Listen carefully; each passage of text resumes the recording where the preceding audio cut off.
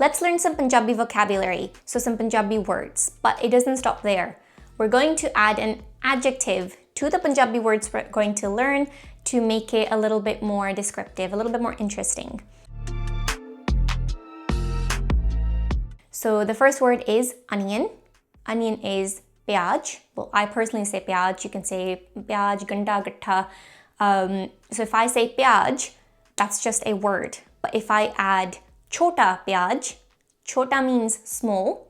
Now I've just made that onion small, right? So the descriptive word here is chota. Chota pyaj.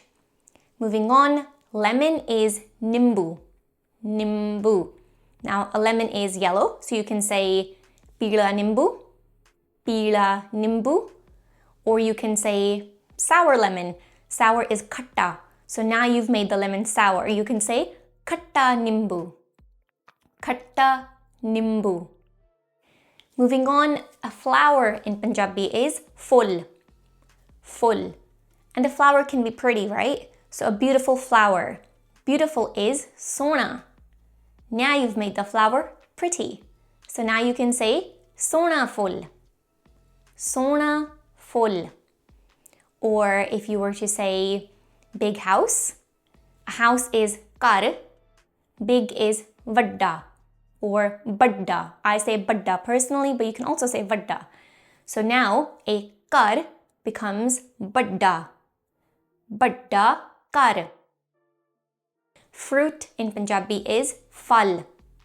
Phal. And if the fruit is sweet, we can say mittha phal. Mittha phal. Let's take blanket next, which is kambal. Now say that blanket is new. You can say nama kambal.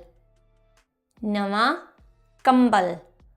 Or take a table for example. Table is maize. Maize. Say the table is brown. Brown is pura.